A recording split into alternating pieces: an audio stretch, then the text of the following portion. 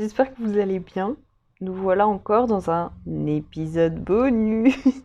Ça va devenir une routine si je continue à faire des épisodes bonus toutes les 2 semaines en fait. Vous habituez pas trop quand même, parce que c'est vraiment pas le but. Parce que bon, les épisodes en solo, ça va 2 minutes. Mais bon, je me suis dit que ça pouvait être intéressant aujourd'hui.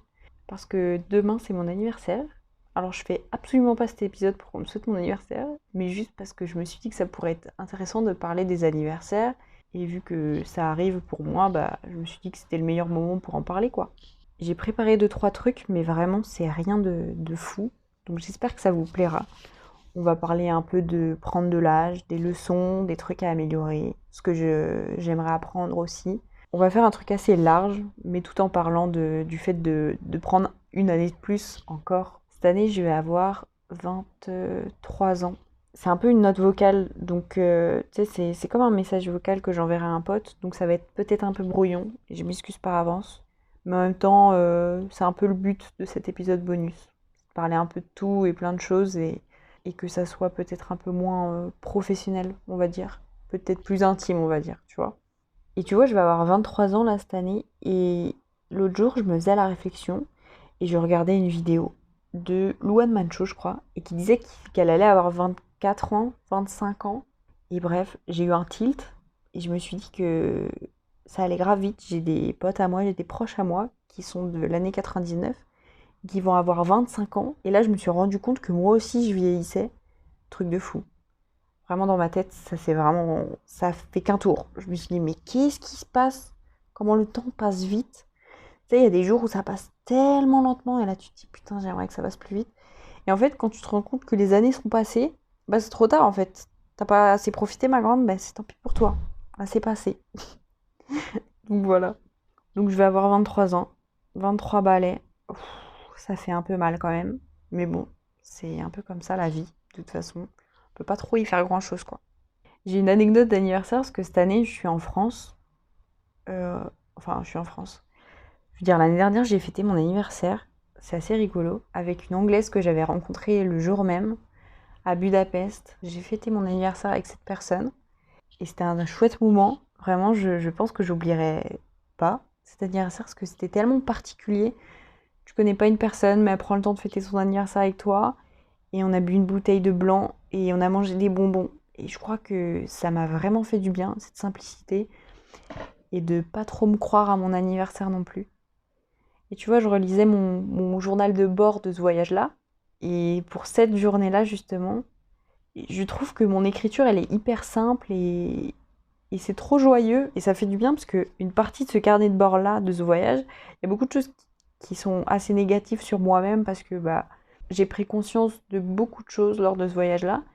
Et cet épisode d'anniversaire, c'est hyper relaxant à lire.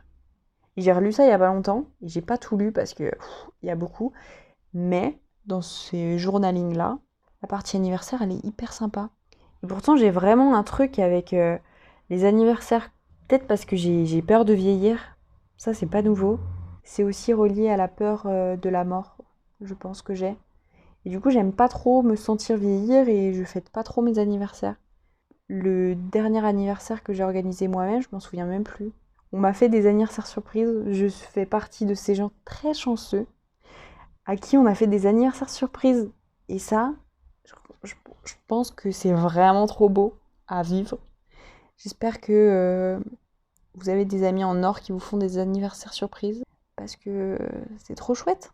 Mais tu vois, c'est un truc que moi je pense pas à fêter, que les autres pensent à fêter pour moi et c'est trop chaleureux comme truc. Donc voilà, ça c'est un peu mes anecdotes d'anniversaire. Tout ça pour dire que je prends de l'âge et que je sais pas si je le vis très bien d'ailleurs. Est-ce que vous le vivez bien de prendre un an de plus?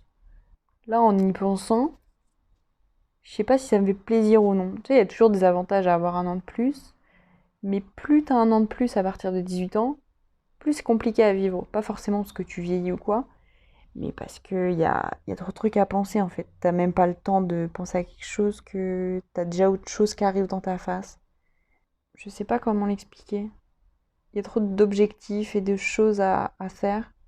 Tu sais, tu es adulte, t'as des dépenses, faut penser à plein de choses, à des rendez-vous, à du travail. Et j'ai perdu le mot exact, mais t'as des choses à faire.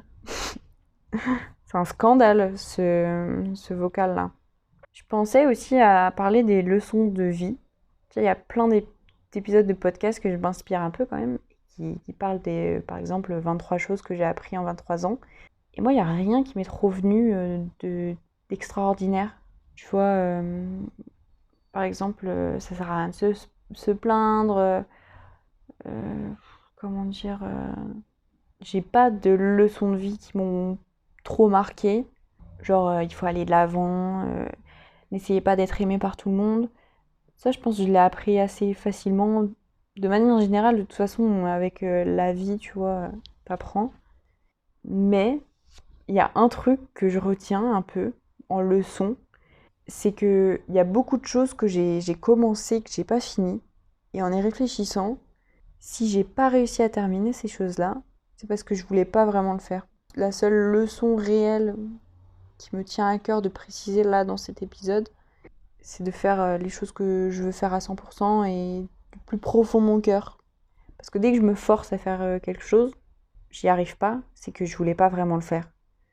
Ah si, par contre, il y a des trucs que je voulais faire vraiment, vraiment, et que mon corps m'a dit, en fait, là, tu peux pas le faire. Et j'ai pas réussi à les faire parce que, en général, j'avais pas assez mangé le matin, ou la veille, et du coup, j'étais au bord du malaise. Mais ça reste quand même une leçon de suivre son instinct et de faire les choses qui nous plaisent, en fait, qui nous tiennent vraiment à cœur. Je crois que c'est la seule leçon que j'ajouterais, en fait. Je trouve que c'est trop dommage de passer sa vie à faire des choses qui nous plaisent pas, même si, bon, malheureusement, on a toujours des choses qu'on doit faire et qui nous plaisent pas forcément d'ailleurs. Mais je sais pas, dès que vous avez l'occasion de quitter quelque chose que vous aimez pas faire et tout ça, bah partez en fait. Tu vois, tu vas pas te rendre malade pour quelque chose qui est pas nécessaire dans ta vie. Je sais pas.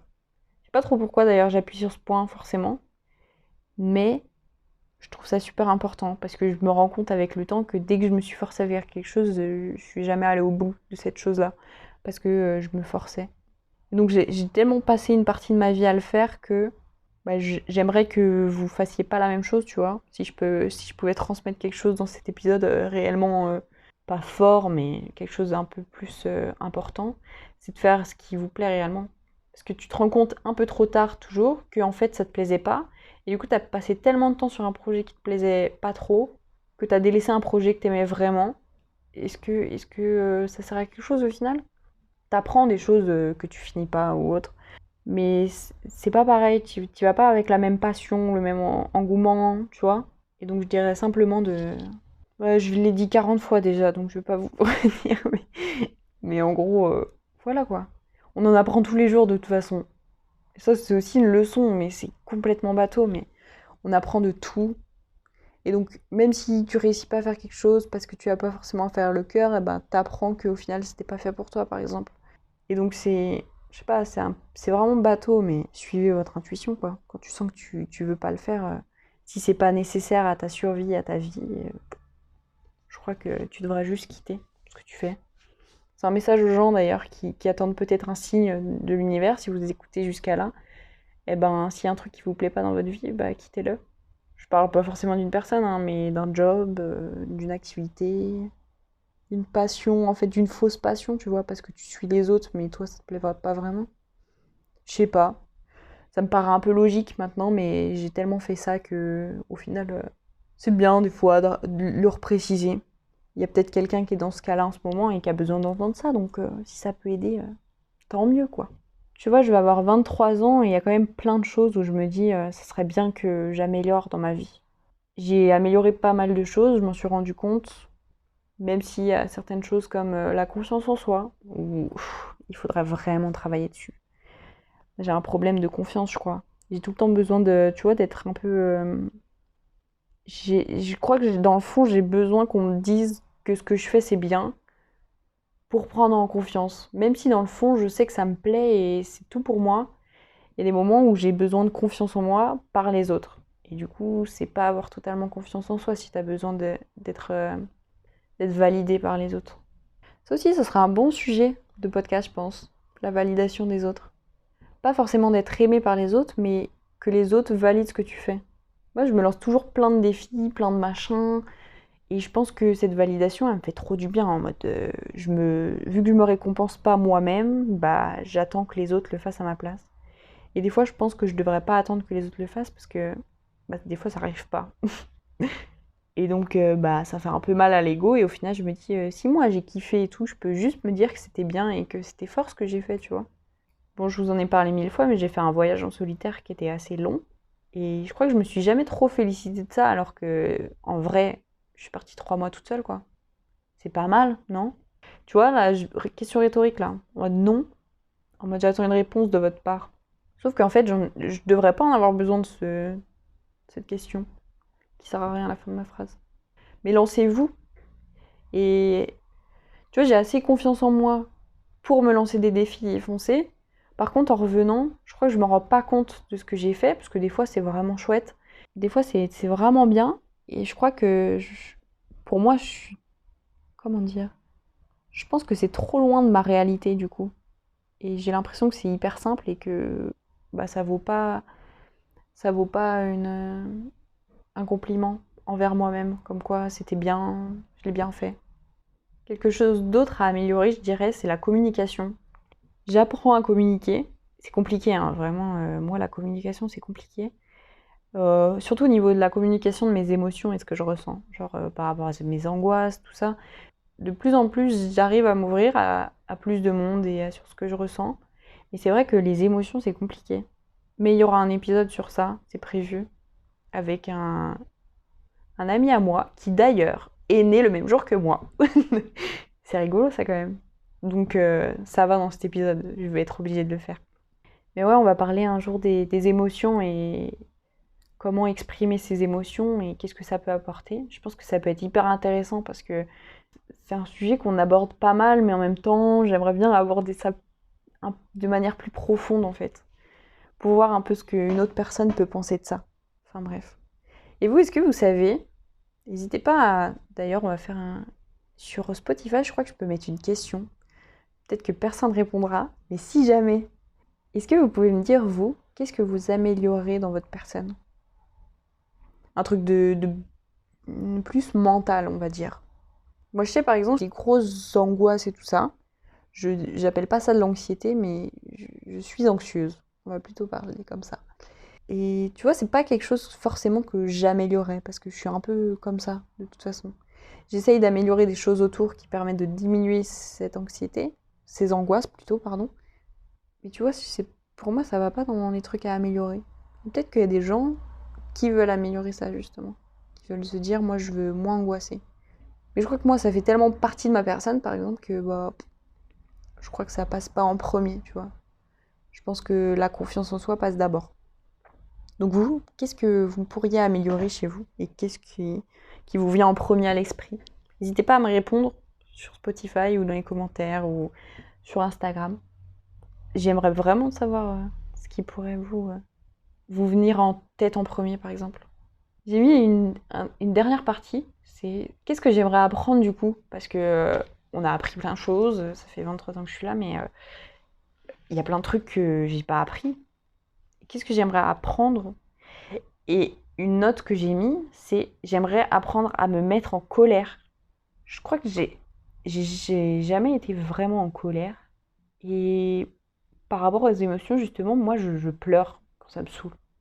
Et j'aimerais apprendre à me mettre en colère, genre vraiment, tu sais, crier, lancer des trucs, taper ou je sais pas quoi. Pas taper les gens, mais alors c'est un peu débile. Et d'ailleurs, peut-être pas taper en fait, parce que là, en y repensant, c'est complètement idiot. Mais tu sais, j'aimerais apprendre à me mettre en colère un jour. Ou une fois dans ma vie, j'aimerais être genre en vraie colère, genre pas pleurer de nerfs. Parce que ça, t'inquiète pas, ça j'y arrive bien. Alors dès qu'il s'agit de pleurer, t'en fais pas, je suis la championne. Mais être en colère réellement, je crois que je l'ai jamais été. Et un jour, j'aimerais bien savoir ce que c'est. Parce que ça me frustre tellement de juste chouiner alors que je suis énervée. Que j'aimerais bien voir ce que c'est de, je sais pas, taper une gueulante. Tout simplement. Voilà. C'est complètement idiot, hein. Je suis sûre, il y a des trucs qui sont bons. Il y a pas de meilleur truc ou moins bon truc. Moi, c'est ce qui m'est venu en premier. J'aimerais bien savoir ce que c'est d'être en colère. Le jour, j'étais au travail. Il y a un truc qui m'a vraiment rendu genre aigrie et énervée. Et en fait, ça s'accumulait tellement parce que Bref, c'était une journée qui était... Déjà, j'étais fatiguée, laisse tomber. Tout va trop vite quand t'es fatiguée. Et bref, j'étais tellement en colère que j'ai pleuré. Et dans ma tête, je me dis, mais pourquoi j'arrive pas à être en colère? C'est hyper chiant. Enfin, de la vraie colère, quoi. Pas colérique, genre tu tapes une colère, là, puis après, c'est fini. Je crois que ça m'est jamais arrivé. Un épisode bonus, t'as peur, hein. Il y en a certains, ils vont se dire, non mais elle est cinglée celle-là, elle nous fait des épisodes bonus pour rien dire. Non mais j'avais envie de parler en fait, je crois. Et ces derniers temps, les épisodes, ils me plaisent de fou. Vraiment, je prends le temps de choisir les épisodes et je prends le temps aussi de choisir avec qui je fais tel épisode. J'essaye vraiment de m'accorder avec les gens que j'invite pour savoir ce que eux ils aiment dans la vie, leur centre d'intérêt pour pouvoir associer un sujet que moi j'apprécie aussi. Tu vois, j'essaie vraiment de m'organiser pour que on ressente dans l'épisode que les deux personnes sont investies dans cette conversation et du coup, je sais pas, c'est beaucoup plus fluide, je trouve, c'est beaucoup plus intéressant parce que c'est des sujets qui intéressent ces personnes dans la conversation. Et mais où est-ce que je voulais en venir? Ah oui, du coup, j'espère vraiment que ça vous plaît, tout simplement. Ça se trouve, vous n'en avez rien à faire, mais vraiment, moi, ça me plaît vraiment de faire des podcasts. Ah, mais c'est ça, c'est là où je voulais en venir. Un scandale. J'espère que ça va et que vous n'êtes pas tous partis. Je voulais en venir au fait que c'est un épisode beaucoup plus simple et moins travaillé. J'ai préparé quelques trucs, mais vraiment très très léger, pour justement vous faire un épisode juste où je blablate solo. Et comme vous avez pu l'apprendre d'ailleurs dans l'épisode avec Jules, je parle beaucoup toute seule. Et donc là, c'est une bonne excuse de parler toute seule, parce que je sais que derrière, il y aura peut-être des écoutes. Et finalement, je ne parle pas vraiment toute seule. D'ailleurs, n'hésitez pas à aller voir mes derniers épisodes. J'essaye de faire des choses, enfin j'essaye, on essaye avec du coup mes invités d'avoir des sujets divers et variés. Et j'espère que ça vous plaît, mais vraiment, hein. Genre je dois toute ma vie là. Là, un truc de YouTuber, ce que je vais vous dire, mais je prépare un projet. Je tiens à préciser d'ailleurs qu'on n'a pas besoin d'être dans une agence pour faire des projets, d'être suivi par une équipe pour faire des projets. Mon équipe en ce moment, c'est ma tête et mon corps qui nous emmènent sur des projets. Enfin bref, vraiment, je mets beaucoup de moi dans ce podcast et ça me fait trop plaisir. Du coup, j'aime bien voir que les épisodes sont écoutés et que ça vous plaît, quoi. La semaine prochaine, d'ailleurs, on va parler. Est-ce que je vous spoil ou pas un peu l'idée du prochain épisode? On va parler avec... Bah non, je vais pas tout vous dire quand même. On va parler des réseaux sociaux la semaine prochaine, justement. Je pense que ça va être assez intéressant pour vous. On l'a déjà tourné, on l'a déjà enregistré. C'était hyper sympa. Donc j'espère vraiment que ça vous plaira autant que nous et que la conversation était super sympa et hyper fluide. Donc voilà. Franchement, là, j'ai pas trop de trucs à ajouter. Mais juste... Bah non, rien en fait. J'ai rien à ajouter. C'était vraiment un épisode bonus, hein. Donc j'espère que ça vous a quand même plu. Et on va avancer sur ce qu'on doit améliorer et ce qu'on a envie d'apprendre. Prendre le temps. Et puis continuer à être qui on est. Je vous dis à la semaine prochaine en fait pour un nouvel épisode de podcast. Ciao ciao!